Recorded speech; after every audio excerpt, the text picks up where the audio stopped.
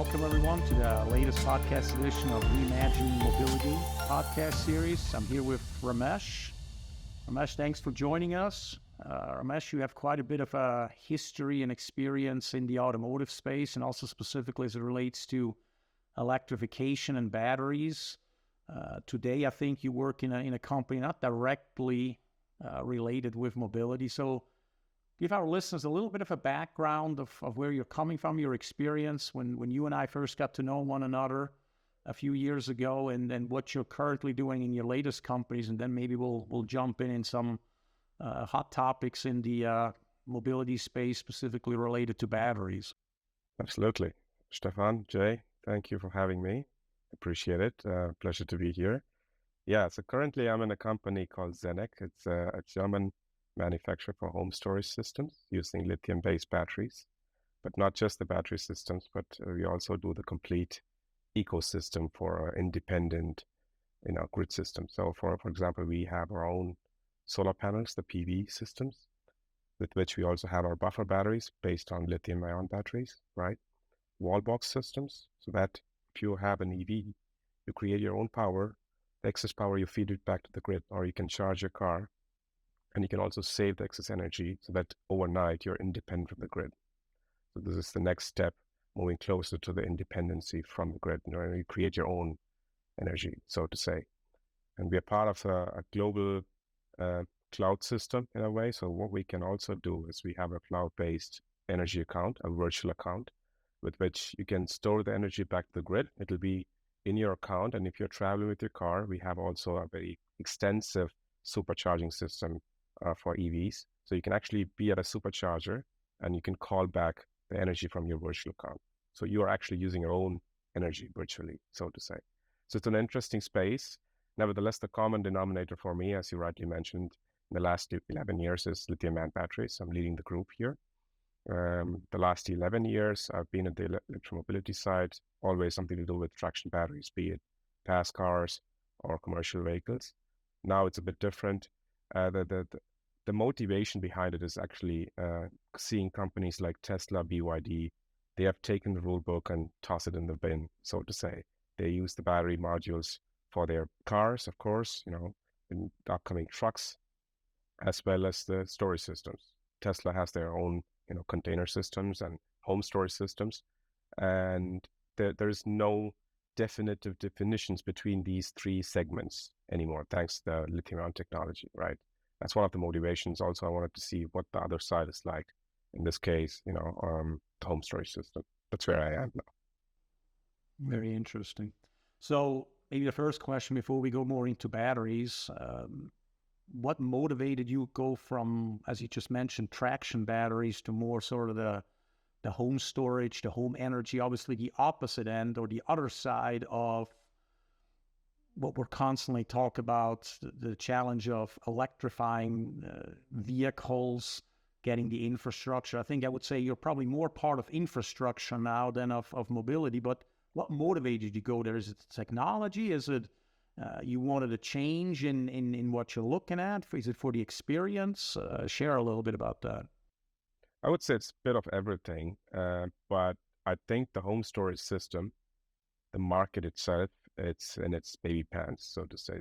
The current moment where we are today, even though we have tons of system out there, if you see the market share per se, we are exactly in the same time as Tesla were back in 2008, 2009. There are not many cars out there, comparable systems. Technology is still in the early stages, so there's a lot of potential. And I do believe that with my experience in the electromobility, with all the top dogs, I can bring some of those existing synergies, which might be new for the home storage application, and make a positive difference. So that's the motivation behind it. Besides, I also wanted to see what's all the fuss about in the home storage side, right? And I must say, it's quite impressive what the home storage side can offer.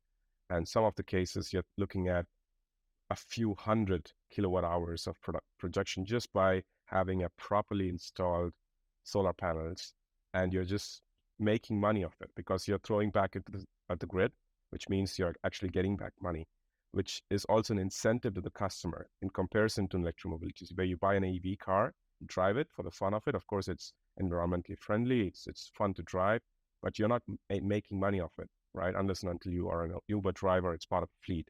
But buying a home storage battery system, you have that incentive, the possibility right from the day one, anyone who buys it, right? So it also motivates the crowd as an end customer, not just have an independent energy system, rather than also have an incentive in a commercial aspect. So the market is of a different dimension. There's a different pull and push dynamic going on here. And of course, the common denominator, as I mentioned, I'm in love with lithium-ion technologies. And this market is really fierce in moving forward, taking to the next step. And it's kind of underrated, if you will, right? Not many are talking about the home storage systems as much as they are talking about Teslas and semi-trucks. Sure. I agree with that. I mean, interesting point you're making about making money or at least staying level, because that was one of my dad, who lives in Europe's main motivation to put solar panels on the roof and have an energy storage in the basement, right, for exactly that. And whatever energy he doesn't use, he's selling back. And it's almost like a win-win for him. So good point. So maybe that moving to specifically your experience in traction batteries, and you mentioned that, and now home storage, but both with lithium-ion batteries. What are the different challenges between the two applications? Traction batteries, obviously, we all know it's energy density, it's weight per energy density, per range, it's thermal management. Those are some of the hot topics in the industry. Range obviously is not the issue in a home storage, but what are the main issues that you're experiencing now that, as you said, you bring your experience in to help now move the home storage battery market hopefully forward? Yeah, it's an excellent question. So one of the challenges that I see is that it's still a green field. There are a lot of potential to grow. There are a lot of directions that this market could take into. There are very few competitors, so to say. Nevertheless, the speed at which the market is actually evolving and keep up with that speed in terms of technology, in terms of commitment, in terms of innovation is one of the key challenges, I would say. Regardless of what the automotive industry is currently doing, there are several synergies that we are taking into account. For example, we are not reinventing the wheel when it comes to BMS. It's pretty much the same logic. The BMS is doing the same job as it does in the automotive case. Maybe from a different dimension on safety, because you're talking about a battery system in your basement, right? So there are different aspects of safety that we also have to take into account. But at the same time, there are different types of synergies we can also take into account. It's about picking and choosing your battle in a very clever way in terms of innovation, in terms of choosing your right chemistry, and also the terms of lifetime, because you're talking about investment. A car, in a sense, you could buy a car, after 3 years, you might not like it, you might resell it and buy a new car, regardless it's an ICE application or EV application. But if you're committing to a home storage battery system, you're looking into long term, right? And you're talking about 7, 8, maximum 10 years. So lifetime is also a considerable challenge in that case. So the choice of chemistry, the usage, the positioning, also the investment per se, what kind of dividend are you getting back? So what kind of incentive are you looking into? Combining all these into account is going to be one of the nice challenges that I will be seeing in the next couple of years, hopefully. Interesting. Let's move on a little bit. You have talked about that in the past on some of your LinkedIn posts, and specifically want to go into one that's a big discussion and certainly has taken on in China.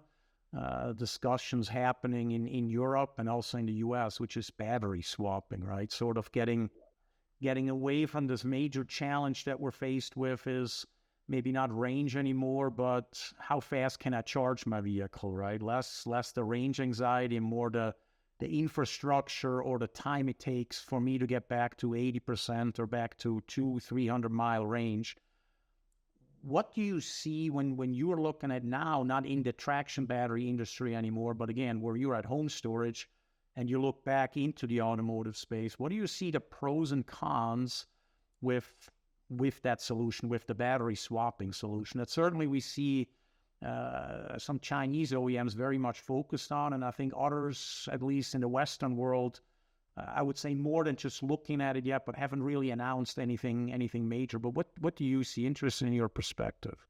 Yeah, I'm a big fan of swapping technology. And as you mentioned, I've posted this a couple of times in my LinkedIn account. I've been talking about this a couple of times because I come from a thermal management background and I see what we put through the cells and the modules when we are fast charging it, be it 1.5C, 2C, and I'm pretty sure you guys know about this as well. We're torturing the cell to an extent just to get the last bit of performance out of it sometimes. And it is also the necessary between, having a balance between the time-saving aspect, the comfort in a way, and at the same time also to make sure that the safety of the battery cells are given in terms of long range and longevity, also the safety itself from a product safety standpoint. And swapping kind of hits the sweet spot, in my opinion, and it's not just a theory anymore. There are companies out there like NIO, also in the EV space. They've done 1 million swaps, more than a couple of million swaps on the whole. I believe in Europe, they recently crossed 20,000 swaps. So the fleet is still small, but they've done a considerably great job in actually showing people that swapping is great. I was very fortunate to take one for a test drive, and I was able to swap one. It was less than 90 seconds, believe it or not. So I went in with a 27% battery. I came out with a 95% battery, just like that. So, and you don't have to leave the car, right? You just drive into that compartment, you sit there, you listen to your music, whatever, and then voila, you can get out with your full battery, which is amazing. And this is happening in other dimensions already. So in markets like India, China, two-wheeler segments are already using a very common base battery. So a denominator of a size in terms of voltage, energy density, C rates, mostly passively cooled. So they just put it in a swapping station, take one more out, plug it in, and voila, we can get there. The advantages are huge. Of course, there are a few downsides as well, but let's start with the advantages. The first and foremost is you're being very kind to the cell, which means you don't have to overkill with the extremely high-profile thermal management design with absolutely out of the world, new innovation when it comes to cooling. Because most of the time, you want to pre-cool your system because you're going to fast charge, you're going to pump in as much current into the system, right? So that is a big deal, which means the design itself gets much more friendlier. And the second thing is you're being kind to the grid itself, because if you're going to charge 1,500 batteries at the same time, a considerable amount of effort needs to be taken into account, because you're taking that amount of energy back from the grid. But if you have a slower charging kind of an inventory of swappable batteries, which are being slowly charged overnight, off-peak hours, maybe even using the extra energies that, us from home storage system giving back to the grid, you can, time all these things into consideration. So your battery itself is much more preserved from a technical standpoint. The cells are being very slowly aged, because most of the aging comes from fast charging per se. And the comfort part, you're still not having any kind of compromise from a comfort standpoint. Actually, it's much more comfortable to sit in your car, especially when it's cold outside, it's raining, or it's too sunny. You can just drive into that zone, 90 seconds, 95 seconds, you're out with a fully charged battery system. So that is, in my opinion, is the way to go. But of course, there are, as any system, there are downsides. The downsides being you need to have a design which supports swappable systems. It's not everyone's cup of tea. It's obviously easier in terms of IP rating, in terms of longevity, mating cycles between the contactors. An easier path, the load rest taking, is in this case a swappable system. I definitely see some of the legacy makers at least try this, because once they see companies like NIO and some other Chinese manufacturers actually showing that this actually works really well, and the customers are actually happy with it, then maybe some of the legacy makers will actually be tempted to see, okay, then maybe we can test a small fleet of comparable battery systems and see if it's swappable. Mm-hmm, mm-hmm.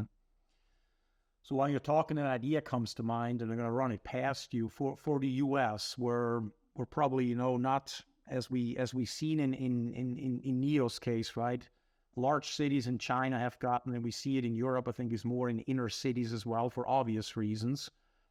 Much more higher usage of those swapping stations than when in outside of cities. The U.S., which is much more widespread maybe, and hopes to have a more widespread application of EVs, is in your opinion, would it make sense for OEMs in the U.S. to maybe work together with, I don't know, a McDonald's, a Burger King, who has those drive-throughs, to make those swapping stations as part of you going through the drive-through? Because you said you're sitting in the car, you can eat a snack, you get changed. Maybe we'll work together with a fast food chain or whatever to kind of combine the real estate, investment and benefits to the consumer. Absolutely. That makes absolute sense, especially if you put comfort in the front, in the forefront, which is one of the most important criteria for a customer, then this actually speaks for it. And besides, even in the remote areas, let's take an example, maybe in the middle of nowhere in Phoenix, Arizona, maybe in Texas, where you have a lot of sunshine, you can actually have an independent charging system with carports buckled up with all the solar panels that you can get your hands on, because A, we have a landscape to do that, and B, it's middle of nowhere, we can also justify the cost. And if you're actually having customers wanting to use it, maybe with a McDonald's or maybe with a Burger King chain attached to it, they're going to make that stop. It's going to be strategically positioned in such a way that, okay, after 250 miles of drive, a customer needs a bio break, they might need to have some drink, and the system is actually equipped with a certain size of batteries that needs to be in the reserve, in the inventory, which means you can actually make that happen. And it doesn't have to be a perfectly well executed plan in the first run. It could be a trial and error. So maybe we can start with a 1.5 times amount of batteries being put into the basement, which is swappable, and see if it's too big, too small. The space is certainly not an issue in the United States as it is in Europe or in China, where congestion is an issue, real estate is an issue, right? In the United States, there's ample amount of space. So be it as it may, we can actually block a huge space, try it with a small fleet size, see if the customers are receiving it well. If yes, slowly, use the existing space by which you can also tap into the solar energy, the wind energy that is nearby. Of course, you do need certain level of grid support, but the whole point is you don't need that speed which you're taking the energy away from the grid. Could be much more of a soft way of actually getting back the energy, be it wind energy, solar energy, whatever energy that you can get your hands on. You don't need that massive chunk of energy at stretch. And now we're talking about Tesla's coming in with their semis, all the commercial trucks, and we are talking about megawatt of energies, taking away from the grid. And I'm pretty sure the grid will handle in the near future, because back in 2008, the grid was never this strong as we have today. And if you think about the curve, how this have developed in the last couple of years, is amazing. So I have no doubt that the megawatt charging will also work. But maybe it's a healthy alternative, having a pre-charged battery system just lying around waiting for the next truck to pass by. The truck drivers, they take a bio break, maybe a couple of hours. So they are not in a hurry, with 90 seconds. Maybe they are okay with an hour. And that hour, you're being kind to the cell, where the truck industry is much more commercially driven. They're much more cost sensitive. So you're not pumping that energy back from the grid, where there are also certain losses involved, rather than you're swapping the batteries and the battery also having a bit of longer life. I think there is certainly a possibility, much more of a possibility in the United States, because in the United States it's still early stages of implementing it. So you guys have still the opportunity and luxury to choose one way or another and try out before going for the absolute last option for it. Yeah, interesting. So maybe then let's assume for a moment this is the current challenge and these are some solutions. What if then people say, yeah, okay, but we're already going to LFP-based battery chemistries, LMFP battery-based chemistries that supposedly are much better of charging and discharging at faster speed. Hopefully sooner rather than later, right? Everybody wants to the latest holy grail, which is solid-state batteries. Ramesh, are we still then going to have, in your opinion, those same challenges that we're really punishing the batteries for our convenience, meaning we want to charge them fast, we want to get going again, and don't want to wait 1 or 2 hours to charge? Or is it then going to change with new technologies coming up for batteries? That's an excellent question. I mean, I've also been, seeing this from a neutral perspective. Of course, from a battery side, I would definitely wish the swapping systems there, but also have to be commercially viable, right? So at the end of the day, if it's not commercially viable, no matter how good the technology is, it's not going to fly. That's a fact. But also with having all the new technologies, the ones that you mentioned, the LMFPs, the new sodium-ion batteries, there is always going to be a certain level of degradation on the charging side. And this degradation is also considerably higher when you're pumping in higher energies. So there's always going to be an efficiency loss. Now the efficiency loss in terms of kilowatt hours that is being lost in the complete fleet when you're charging may be marginal. But imagine we have a substantially higher fleet of commercial batteries, of EV sectors, fast cars, and also two-wheelers, micro mobility. And if you add that all up, At one point of time, there will be a number which would be massive just because of the efficiency loss of pumping in the battery power during charging. And then you have to ask the question, how are we getting this energy? Do we have that much excess energy for us to justify this? Or is this something that is commercially acceptable because we have baked into the existing commercial models? Or is swappable system still a way to go? Because as you mentioned early in the call, markets like China, India, even Philippines, they're trying to embrace the swappable system because they don't have the luxury, even though they have tons of renewable energies as today, they don't have the luxury of having that amount of loss because they have a huge market to address. They want to get their hands into as many parallel technologies as possible. And at one point of time in the future, you have all the data that is required from each of these technology streams so that you can make a technology-based, data-driven decision. So if someone from the parliament were to ask you a question, why did we as a country, why did we as a company make this decision? You can show these are the numbers from swappable systems, these are the numbers from charging with new chemistries, and these are the numbers from the future solid-state systems, which might be the holy grail from the past car applications. So I believe that is really important because now we are still in the theoretical side in most of the cases, especially if you take each and individual continents as an isolated islands. And I wish that we have a bit more clarity in terms of data before we actually pull that trigger. I agree.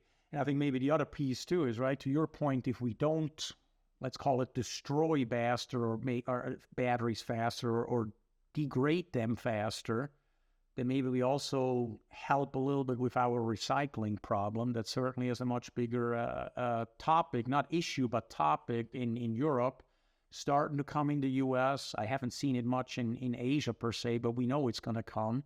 But with that also is we probably then use our resource much longer than swapping it over and over again or replacing it over and over again. So maybe a couple of last questions before we end here. In your opinion, Ramesh, what is the one or two things that the automotive traction battery guys could learn from the stationary battery guys now that you're in there? Is there something that your new industry is really doing different in your opinion better than maybe what we in the mobility space are doing when it comes to batteries? Anything? Charging, design, thermal management, whatever it might be. Oh, yeah, absolutely. There are always things to learn. One of the things that I see as an opportunity for the mobility sector to learn from the home storage system is the communication to grid. Now, we are already talking about vehicle to grid, the vehicle itself being part of your home storage application, but we are still early stages, right? There are very few cars can support it, and the software that can support is also very landlocked, it's region locked. And that is one of the important things. So the customer can incentivize the product buying decision. So if you buy a car, it could be used as your storage application overnight, just like the F-150 Lightning. But also you can throw that energy which you have in excess to the grid as your virtual power plant. The VPP as an abbreviation is being thrown around in Europe much more frequently than in the United States. And that is mostly because in the United States, I think the option of having the car as your backup energy is still in early stages, right? You have your F-150 coming in. I'm pretty sure there are a lot of other cars coming out with same technology, but I think the cloud-based application of virtual power plant is going to be a game changer. And I would wish that the legacy automakers and also the new guys take that into account, because at one point of time, homeowners who are also going to be an EV owner, going to absolutely enjoy having that option between those two products. Yeah, I agree. I thought that was, when you mentioned that earlier, I thought that was a very interesting concept. Again, using the cloud, using sort of what we do with emissions credits as well, right? Between OEMs and other stuff is very interesting. So maybe then the last question, now that you've been gone from the automotive or mobility space for some time, if you're looking back, what's the one or two things you wish we would have done differently? Again, not necessarily lessons learned, as we just said, but when you're looking back, what are one or two things that you wish, man, I wish either the mobility space would understand this better, or we would have taken a different approach. Again, maybe more swapping focused and charging. But what are some of the things you've taken away, you walked away, and you look back, it's like, I wish they would have or we would have? Yeah, no, there are a couple of things, but off the top of my head, there are two things which I wish the mobility sector had done it sooner. They're doing it now, but I wish like 6, 7 years earlier. The one thing is increasing the voltage to a level that we can, reduce the current, keep the same performance, both charging and discharging. The company decisions sometimes where there's not many suppliers, there's not many technologies out there which are state of the art. So let's play it safe. Let's be in the 400-volt region, where I see a potential. Looking back, we could have done 800-volt plus 7, 8 years back had we had all hands on deck. All the legacy makers coming together and say, let's push the supply base to have supplying components for 800 plus volt. And if you look in the market today, there's one car with lesser energy but higher voltage can do 500 plus miles. That's Lucid Air, right? It has 115 kilowatt hours. The only reason is they have 900 plus volt. And if you compare that to the other competitions with mostly 400 volts, the difference is very obvious. Even the end customers can see it, right? And I wish the legacy automakers and automobile manufacturers saw that earlier and kind of made that push, be brave, and take that leap to the next stage. That was one. The second one is also to play around with some of the chemistries. I mean, we see Tesla doing it time and again because they're not bound by the rules of an automotive, a traditional automobile manufacturer. They can do things because they're not automotive, driven. I wish the traditional automakers, they came together. We see it today and yesterday. I think we saw the GM announcing that they're going to tie up with Tesla's interface. I wish we had done this earlier. Come together, make sure we design a certain chemistry. It's not for the profit of the company itself, but profit of the market. This way, the push that we have in the market is much severe in a positive way, and the customers are much more benefited because imagine you driving a Mach-E today or a Corvette, and you get access to the Tesla supercharger. That's the holy grail there. You get to drive a car which is other than Tesla, which has buttons and whatnot that you really like, but you still have the reliability of driving through a Tesla supercharger. Just plug it in, no QR code, no taking off your app and typing in things, credit card, whatever. That is the best of both worlds. And we should have had this idea a few years back rather than have this competitive landscape where we bring in the Mustang, we bring in the Corvette, we bring in the Dodge Challenger, which was the traditional thought process. I wish we had this thought a few years, half a decade earlier, in which case the EV market would have been much further down the lane than it is today, but we're getting there. Right. So the adoption would have been faster. Instead of working against one another, we would have collaborated. It would, and again, as you mentioned, the user interface, the simplicity of it all helps with EV adoption in the end. Exactly. Right? Exactly. So, okay, then maybe one last question, and it should be a simple one. At least you give me your idea. You said, again, OEMs are now finally more maybe, I mean, we see it too from the AVL side, obviously being in the business, to the 800 plus volt system. My question sometimes is, where does it end? Are we going to go? We've talked about already 1200 volt systems for more heavy duty applications. Well, where do you see the end? Because in the e-motors, right? I mean, 5 years ago, we looked at, 15,000, that's the max. Then we saw 25,000, and now we have an e-axle that goes up to 30,000 RPM, and we see e-motors that are even higher than that. So I've asked some of the experts on that side, right, where do they see the end? Because it's not 100,000 probably, it's not bigger and bigger every day or every year, right? From a battery voltage, where do you see the sort of the, let's call it the holy grail again, as we talked before with solid state batteries? This is going to change, I think, drastically. It's an excellent question. 1,000 volts, if you were to ask me 10 years ago when I was at BMW, I would have said no way in 10 years. We are way too fast, but fast forward 10 years, Tesla Semi, Cybertruck are going to come out with 1,000 volt architecture. There are a few very small space of truck manufacturers also pushing that limit of 1,000 volt systems. And there are also, if you take the synergies, the tram networks that we have currently today, I'm not quoting it wrong, they're already operating between 1,500 and 3,000 volts. So the technology is there. Of course, it's not the same application, but the voltage system, the architecture, the voltage ranges are already given. So I believe somewhere between 1,500 to 1,800 might be the future, the near-term future, the next 5-6 years. But I would not be surprised if you're reaching out to 3,000 volts in the near future, be it the next 10 years, 15 years. It's a matter of question. Because the higher the voltage, of course, the less of the losses, as you know.